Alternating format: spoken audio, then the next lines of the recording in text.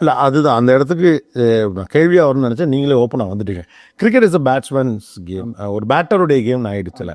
ஒரு பவுலராக, ஏன்னா பவுலராக அவ்வளோ எஃபர்ட் போடுறோம், ஆனால் அது பேட்டருடைய கேமாகவே இருக்குல்ல. இதில் ஒரு மாற்றம் நடக்கணும்னு நீங்கள் நினைக்கிறீங்களா? Pitchers are designed for batters.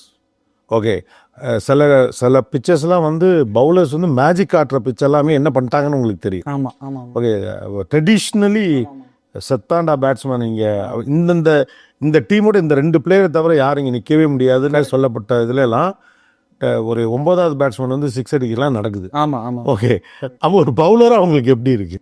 அதான் சார் நான் சொன்ன மாதிரி அப்படி மாறிடுச்சு சார் கிரிக்கெட்டு. எல்லாருக்கும் என்ன தேவைன்னா 6 நிறைய போகணும்.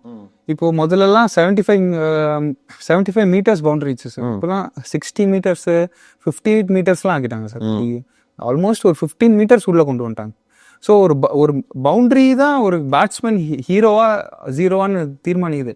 இப்போ பவுண்டரிக்கு வெளில கரெக்டாக போய் விடுது. இதுவே பின்னாடி இருந்துச்சுன்னா அவன் அவுட். ஆமாம், ஆக்சுவலாக இப்போ விளையாட பல 6 வந்து கேட்ச் ஆகுறது தான். ஆமாம், அது கேட்ச் தான் ஆக்சுவலாக. அது அப்படி தான் கட்டமைச்சிருக்கே சார். ஸோ அது நம்மளாலேயும் ஏதோ பெருசாக எதுவும் பண்ண முடியாது சார்.